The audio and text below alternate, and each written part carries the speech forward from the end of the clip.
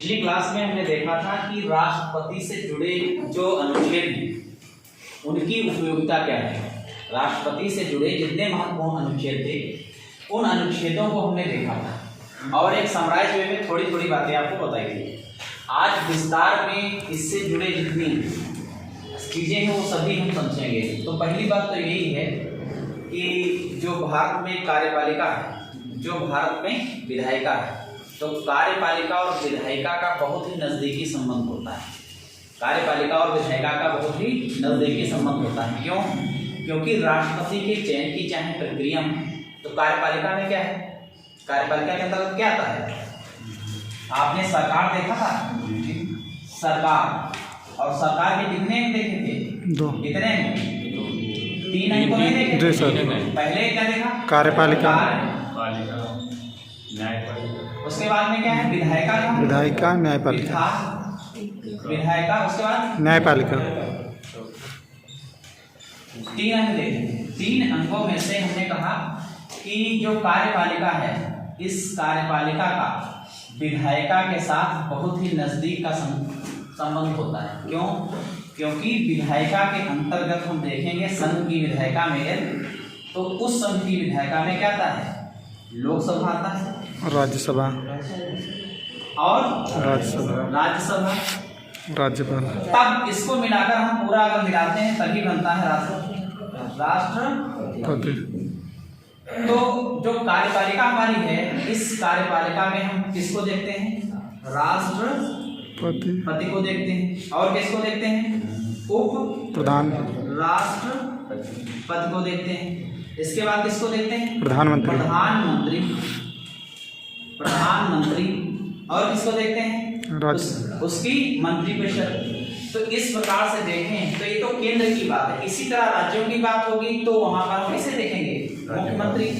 मुख्यमंत्री के साथ साथ में क्या देखेंगे? राज्यपाल देखेंगे, और राज्यपाल के साथ साथ उसकी मुख्यमंत्री के साथ उसकी मंत्रिपरिषद वगैरह देखेंगे। तो बात यह है कि राष्ट्रपति को हमें देखना है। तो राष्ट्रपति मतलब कार्यपालिका और विधायिका, इन दोनों में बहुत ही नजदीकी संबंध इसलिए है क्योंकि राष्ट्रपति के चुनाव में आपने देखा था कि नहीं? ये तो केंद्र की व्यवस्था के साथ यहाँ विधानसभा आ जाएगा राज्यों में, और यहाँ क्या जाएगा? विधान परिषद। लेकिन ये विधान परिषद ये भाग नहीं लेती है, इसके साथ दिल्ली पौंडचेरी वगैरह। तो विधायिका के अंतर्गत ही देखेंगे, इससे ही हमारा कौन निकलता है? राष्ट्रपति निकलता है कि नहीं? लोकसभा के निर्वाचित सदस्य, राज्यसभा के निर्वाचित सदस्य। वर्तमान में 28 विधानसभाएं, उन विधानसभाओं से निर्वाचित सदस्य तथा 17वें संविधान संशोधन के माध्यम से दिल्ली और पौंडचेरी को जोड़कर निर्वाचक मंडल को पूरा बनाया गया। उसमें से ही लोग किसको वोट देते हैं? राष्ट्रपति को वोट देते हैं। तो राष्ट्रपति हमारा निकलकर आता है। इसलिए हमने आपसे कहा कि कार्यपालिका और विधायिका आपस में बहुत नजदीकी संबंध रखते हैं। तो जैसा कि आप जानते हैं कि भारत का प्रथम नागरिक कौन? राष्ट्रपति। तो राष्ट्रपति जो है भारत का प्रथम नागरिक है। एक बात है, तीनों सेनाओं का क्या होता है? प्रमुख होता है, या सेना अध्यक्ष होता है। सेना अध्यक्ष क्यों होता है? क्योंकि तीनों सेनाओं के प्रमुखों अर्थात थल सेना, वायु सेना और जल सेना, तीनों सेनाओं के जो सेना अध्यक्ष होते हैं, इनके प्रमुखों की नियुक्ति करता है। इसलिए इसको कहते हैं सेना प्रमुख। इसलिए गणतंत्र दिवस के अवसर पर अब एक प्रश्न आपके लिए है, करंट में आप लोग बताएंगे कि इस बार गणतंत्र दिवस जो होना है 26 जनवरी को, उसके मुख्य अतिथि कौन है, कौन देश से हैं, ये आपको बताना है। दूसरी बात तो आपने देखा कि राष्ट्रपति तो तीनों सेनाओं के प्रमुखों की नियुक्ति करता है। और दूसरी बात ये है कि आपने गणतंत्र दिवस पर आप देखिएगा जब परेड होती है तो झांकी होती है, तो परेड के दौरान तीनों सेनाएं और उनके सारे प्रमुख सलामी किसे करते हैं? सैल्यूट किसे मारते हैं? उस समय हमारा दिखता है कि संवैधानिक प्रधान क्या होता है। गणतंत्र दिवस की परेड में आप देखिएगा कि सारी हमारी जो सेना है वो सैल्यूट किसे मारेगी? उस समय एकदम राष्ट्रपति खड़े, प्रधानमंत्री खड़े ही रहेंगे। उस समय बिल्कुल गौड़ स्थान प्रधानमंत्री का आपको दिखेगा और एकदम लगेगा सुप्रीम देश का कौन होता है, राष्ट्रपति, क्योंकि तीनों सेनाओं की सेनाएं प्लस उनकी अध्यक्ष वगैरह सब स्रोत किसे माने गए, राष्ट्रपति। तो वहां पर दिखता है संवैधानिक प्रधान क्या होता है। वो बात दूसरी है कि उनकी शक्तियों का प्रयोग कौन करता है, प्रधानमंत्री और मंत्री किसके साथ, मंत्रिपरिषद के साथ। तो ये बात है कि भारत का प्रथम नागरिक है, तीनों सेनाओं का प्रमुख है। और इसके साथ साथ में आपने देखा था कि इसके चयन की प्रक्रिया में, जैसे देखिए चयन की प्रक्रिया में तो लोकसभा कौन आएगा,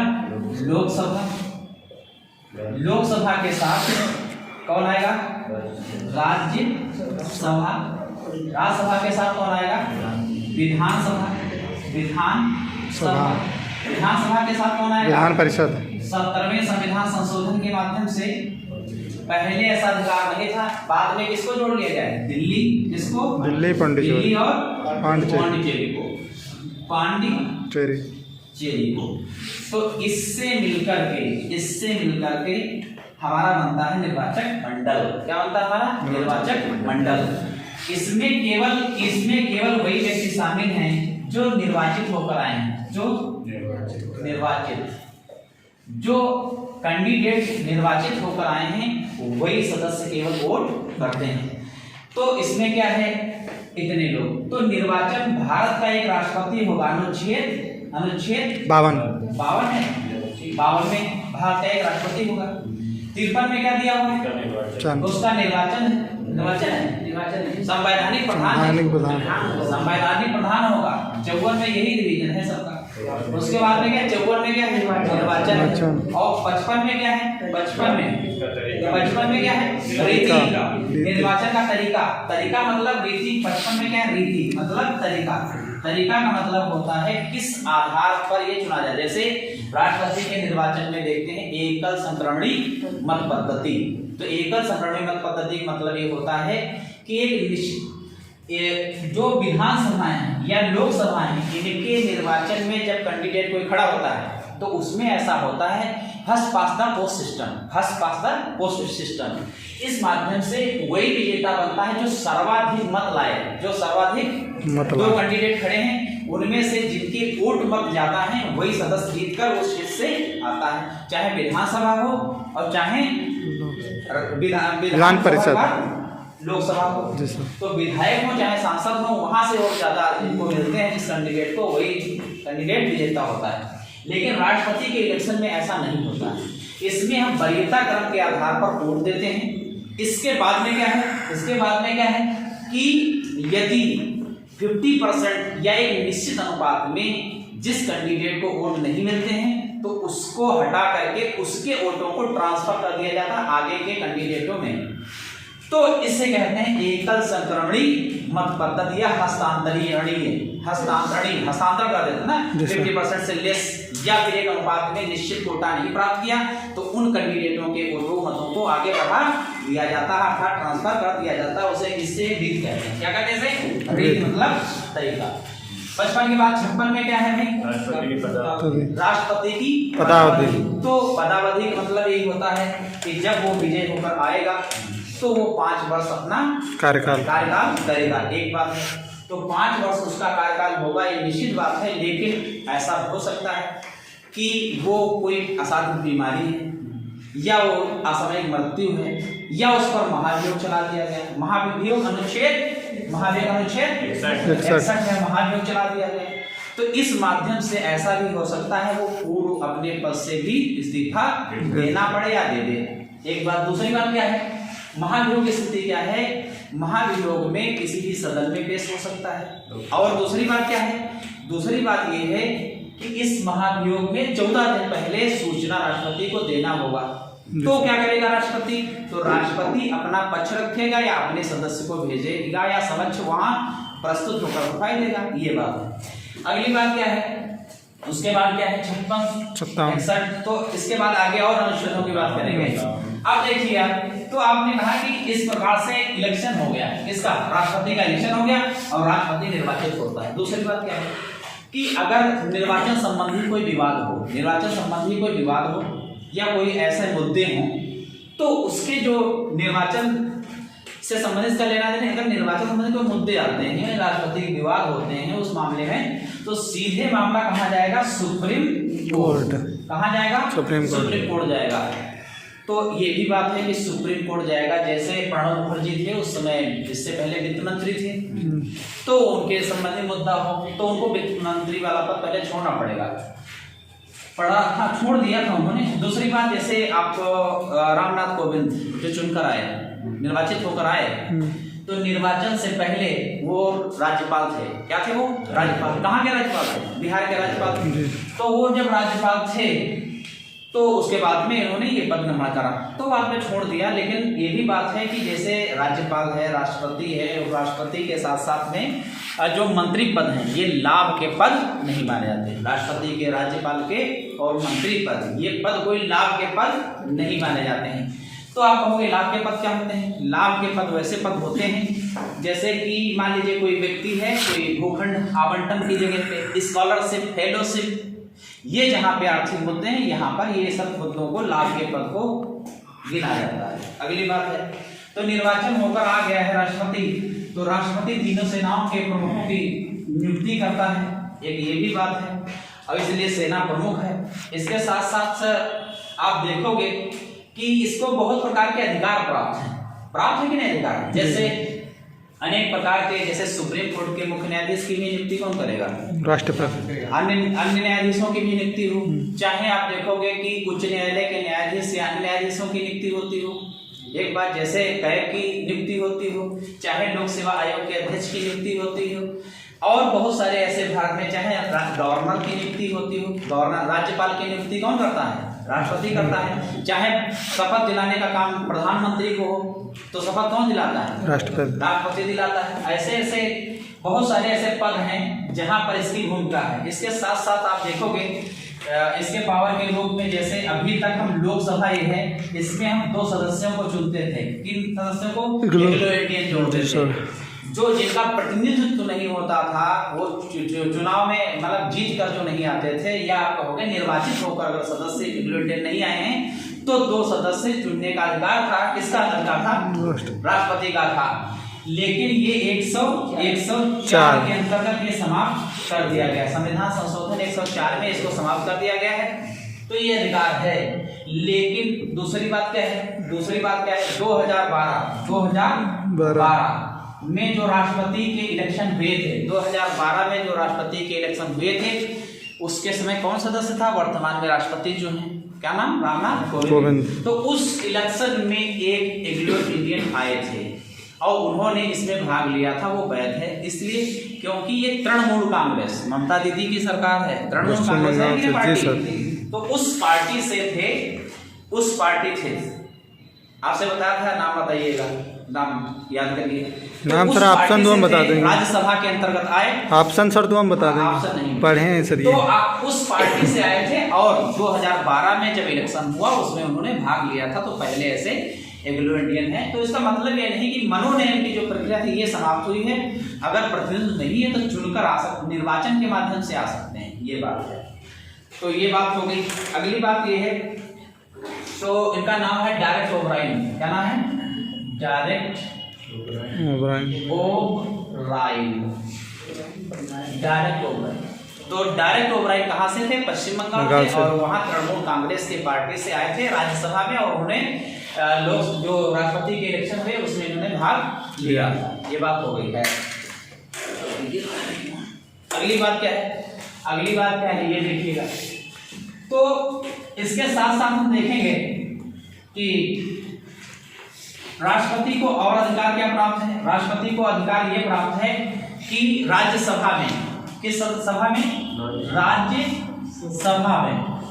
राज्यसभा में, राज्यसभा की सीटों की संख्या 245 या अधिकतम 50। तो 12 सदस्य ऐसे हैं, 12 सदस्य ऐसे हैं जो मनोनीत किए जाते हैं, किससे? राष्ट्रपति।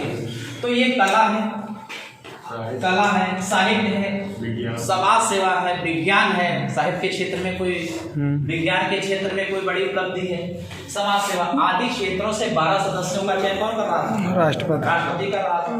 इसके अलावा आप देखोगे तो संयुक्त विभेषण वाली भी बात बताएंगे। अनुच्छेद 110 भी यहाँ पर महत्वपूर्ण है। 108 में क्या है? संयुक्त अधिवेशन। अगर लगता है दोनों सदनों में गतिरोध की स्थिति और उस गतिरोध को समाप्त करने के लिए राष्ट्रपति संयुक्त अधिवेशन बुलाता है, उसकी अध्यक्षता करता है गतिरोध को समाप्त। इसके साथ साथ आप देखोगे कि गतिरोध को भी समाप्त करता है। वहीं पर एक और ये है कि अनुच्छेद 72 72 के अंतर्गत 72 में क्या है? क्षमा दान।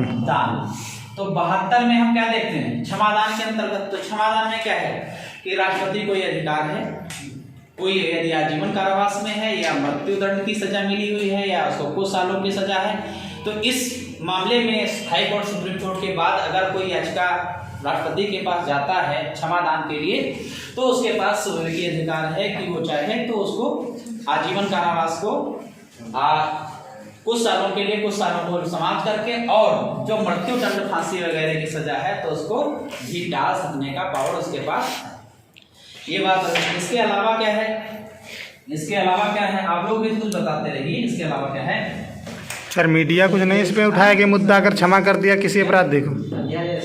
अध्यादेश हाँ, अध्यादेश 123 अनुच्छेद 123 में अध्यादेश का मतलब होता है विश्रांत काल की अवस्था। मतलब जिस समय सदन नहीं चलता है उस समय हमें कानून की आवश्यकता या विधि की आवश्यकता होती है, तो राष्ट्रपति क्या करेगा? अध्यादेश के माध्यम से कानून बना सकेगा। अध्यादेश के माध्यम से कानून बना सकेगा। ये भी पावर किसके पास है? राष्ट्रपति के पास है। इसके साथ साथ आप देखोगे कि धन विधेयक, अनेक प्रकार के विधेयक आते हैं जी सर। तो धन विधेयक क्या है कि धन विधेयक के मामले जो वित्त मामले सर, अन्य सारे मामलों को जैसे लोकसभा में पास हो गया, राज्यसभा में पास हो गया, उसके बाद किसके पास जाएगा? राष्ट्रपति के पास जाएगा। तो राष्ट्रपति उस पर साइन कर दे या पुनर्विचार करता था, तो जो धन विधेयक होगा उस पर राष्ट्रपति पुनर्विचार के लिए नहीं भेजेगा। क्यों? क्योंकि पूर्व अनुमति से होता है, तो इसलिए वो पुनर्विचार के लिए राष्ट्रपति नहीं भेजेगा। वैसे सारे विधेयकों को राष्ट्रपति के पास भेजा जा सकता है। अगली बात यह है कि आप देखोगे कि राष्ट्रपति भी अनुच्छेद 201, राज्यपाल भी अनुच्छेद 201 के अंतर्गत किसी भी विधेयक को राष्ट्रपति के लिए क्या कर सकता है? रख सकता है, सुरक्षित रख सकता है उसके लिए।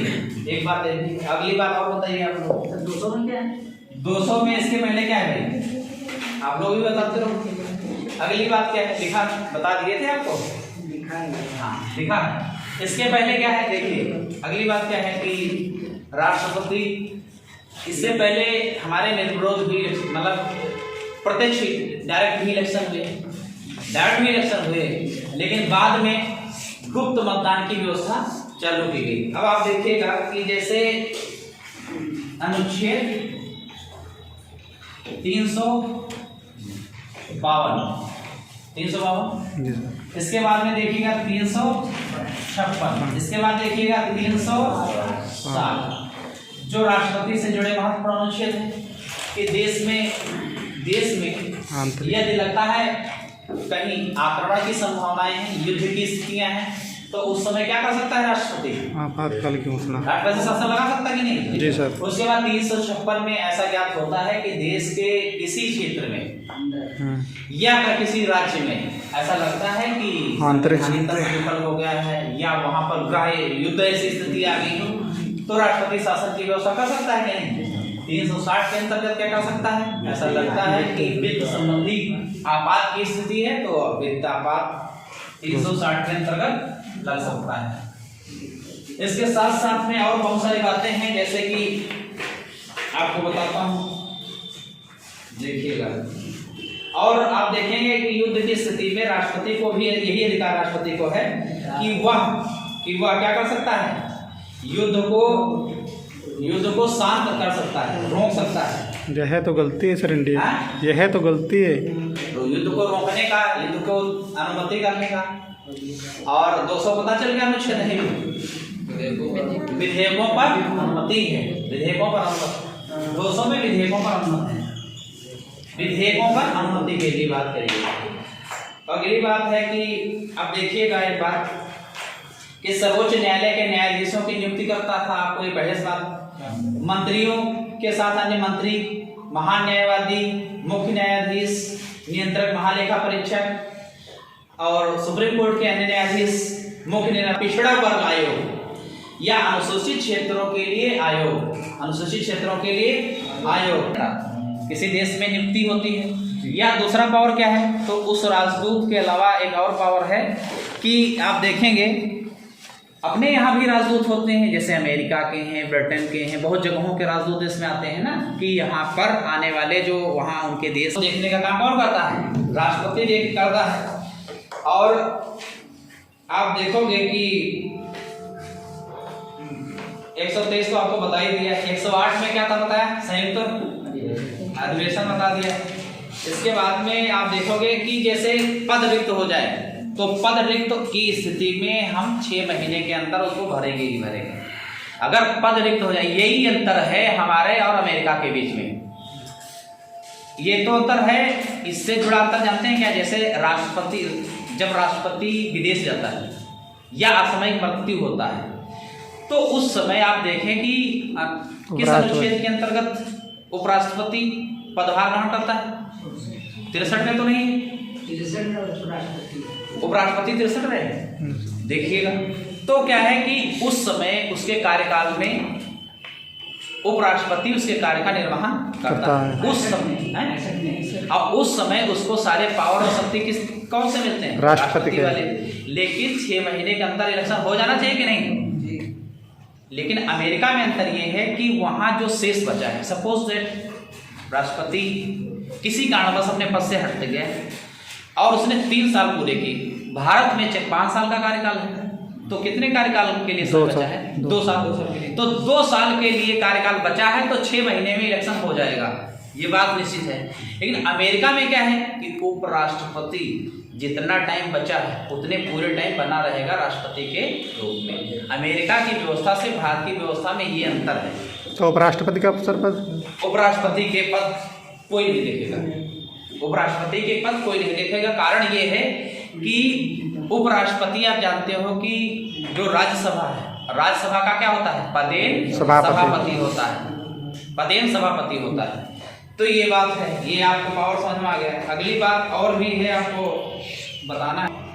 1961 में 11वें संविधान संशोधन में 11वें संविधान संशोधन में बताया गया था कि अगर ये ऐसा एक मंडल बनाया जाएगा निर्वाचन के लिए, और उस मंडल में क्या होगा, राष्ट्रपति के निर्वाचन की बात, ये सारी बातें इसमें इसके अंतर्गत कर लेंगे। और दूसरी बात ये है कि ये बात आपको नहीं बताया मैंने कि 1500 रुपए कासन मनी के रूप में, 15,000 रुपए, 15,000 बताया था कि तो 15,000 रुपए कासन मनी के रूप में जमा होता है, जमानत के तौर पे, जमानत के तौर पर कासन मनी होती है। अगर हम 1/6 अगर वोट नहीं प्राप्त करें तो उस दशा में क्या होगा, जमानत जब्त हो, हमारी जमानत जब्त हो जाएगी। 1/6 वोट ना प्राप्त करें तो हमारी जमानत जब्त हो जाएगी।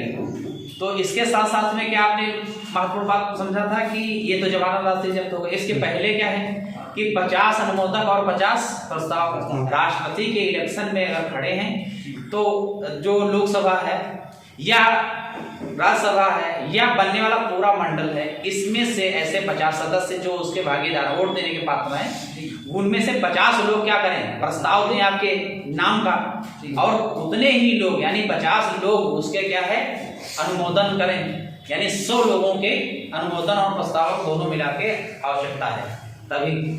तो ये ऐसी भी व्यवस्था है। इसके साथ साथ में और बात ये है कि प्रचार के लिए आपको मिलेगा कितना, राष्ट्रपति के प्रचार के लिए मिलता है केवल आपको 2 सप्ताह का समय मिलता है, 14 दिन के लिए मिलता है कि आप उसका प्रचार प्रसार कर सकें। 1959 की बात है जब खुला मतदान हो गया था, अंतःकरण की आवाज पर, हमें लगता है तो हाथ खड़ा कर दिया। तो 1959 की बात है जब खुला मतदान हुए थे राष्ट्रपति के, उसके बाद में गुप्त मतदान होने लगे।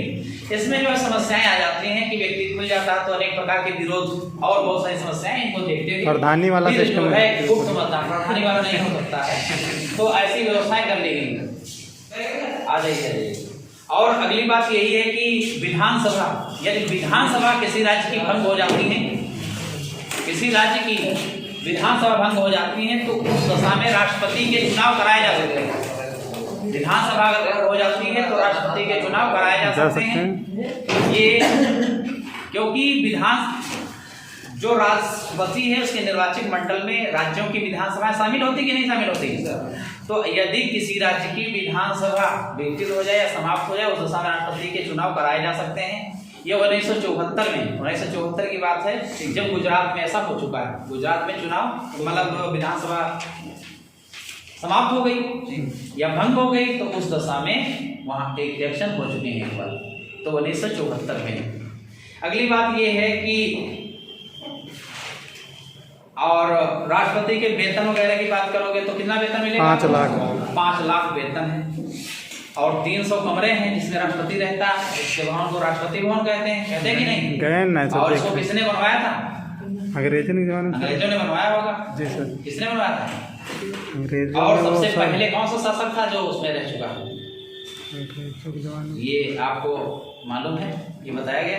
हाँ जी सर। तो ये आप सोचते रहो। अगली बात ये है कि सबसे पहले राष्ट्रपति कौन बने थे? डॉक्टर राजेंद्र प्रसाद। अंतिम राष्ट्रपति कौन बने? इस समय तो रामनाथ कोविंद है सर। तो अंतिम मतलब अंतिम नहीं, वर्तमान। अंतिम मतलब खत्म हो जाए तो अंतिम मतलब यही है कि अभी वर्तमान में उनके बाद में यही नंबर आया। नहीं सर, अंतिम बने कि उम्र केवल आप देख ही चुके हो, कितनी होनी चाहिए उम्र? 35 वर्ष उम्र होनी चाहिए। ये न्यूनतम है, अधिकतम की बात नहीं है। भारत के संविधान में ऐसा कोई बात नहीं कहेगी कि अधिकतम की चर्चा नहीं। ये न्यूनतम बात में है कि आपकी उम्र कितनी हो गई हो? 35 वर्ष हो गई हो। Then you will be eligible for your. Sir ग्राम पंचायत कितनी एज होना चाहिए? अब इसके अलावा देखिए 21 वर्ष है ग्राम पंचायत के अलावा। लोकसभा के लिए कितनी है? 21 वर्ष है। विधानसभा के लिए कितनी है? 21 वर्ष है। सॉरी 25 वर्ष। विधानसभा के लिए 25 वर्ष, लोकसभा के लिए 25 वर्ष, विधान परिषद के लिए 30 वर्ष और राज्यसभा के लिए 30 वर्ष, राज्यपाल के लिए 35 वर्ष और राष्ट्रपति के लिए 35 वर्ष। ये आपको याद रखना है। इसके अलावा आप देखेंगे कि कार्यपालिका शक्तियां किसमें पूरी नहीं थी? राष्ट्रपति में नहीं थी। 17वें संविधान संशोधन, ये सारी चीजें आपको तो बता दिया है। यूपीएसआई में क्वेश्चन आया था सर। आप कुछ ऐसी खास बातें नहीं है। अध्यादेश वगैरह सब समझ गए आप कि नहीं समझ गए? इसके अलावा जो हम देखेंगे वो कुछ फैक्ट हैं ऐसे, जैसे 1950 में डॉक्टर राजेंद्र प्रसाद बने थे, ठीक है। और डॉक्टर जो इसके बाद में डॉक्टर राधाकृष्णन क्या है? लगातार उपराष्ट्रपति जी सर। लगातार कितनी बार? 2 बार उपराष्ट्रपति रहे। उसके बाद में बीबी गिरी क्या है? निर्वाचन के दूसरे चक्र में बीबी गिरी जीते थे। निर्वाचन के दूसरे चक्र में बीबी गिरी। हाँ सर। निर्वाचन का दूसरा चक्र मतलब दोबारा समझ गए कि वरीयता के आधार पर, जैसे अनुपात के आधार पर या कोटा के आधार पर जिस 50% कम लोग पाए हो उनके हटा के जब दूसरी गिनती हो गई तो उसमें जीत गए। इसके अलावा एक फैक्ट ये है कि नीलम संजीव रेड्डी के बारे में आप क्या समझते हैं? एक बार चुनाव में वो हार गए थे नीलम संजीव रेड्डी। दोबारा सर बिना वो थे किसी महिला का नाम नहीं है, लड़के का नाम नहीं जी सर। नीलम संजीव रेड्डी एक व्यक्ति हैं, जैसा कि मेरे सिस्टर का ही नाम नीलम। दोबारा सर निर्विरोध हुए थे वो ना? दोबारा निर्विरोध हुए थे वो। हाँ, वो दोबारा निर्विरोध हुए, जबकि पूर्ण बहुमत प्राप्त था किसका? कांग्रेस का। जी सर। कांग्रेस का बहुमत होते हुए, ये बात भी ध्यान रखना, वो निर्विरोध चुने गए नीलम संजीव रेड्डी। एक बार हार गए और दोबारा निर्विरोध, और जबकि कांग्रेस का पूरा समर्थन था। तो कांग्रेस उस समय प्रभाव में थी कि नहीं? सारे राज्यों में और केंद्र में तो समझ रहेगी। इसके अलावा भी क्या है, आप देखे होंगे कि भारत के 2 राष्ट्रपति हैं, जैसे जाकिर हुसैन और फखरुद्दीन अली अहमद। इनके कार्यकाल के दौरान मृत्यु हुई थी। फखरुद्दीन अली अहमद और जाकिर हुसैन 2 ऐसे राष्ट्रपति हैं जो कार्यकाल के दौरान इनकी मृत्यु हो गई। इसके अलावा आपको बताएं कि डॉक्टर जो जाकिर हुसैन हैं, इनका कार्यकाल की जो अवधि है वो कैसी रही? सबसे कम रही। हाँ, सबसे कम रही, ये बात है। और एक अगली बात भी आपको याद रखना है, इसलिए आपको बता दे रहे हैं कि ये अगली बात,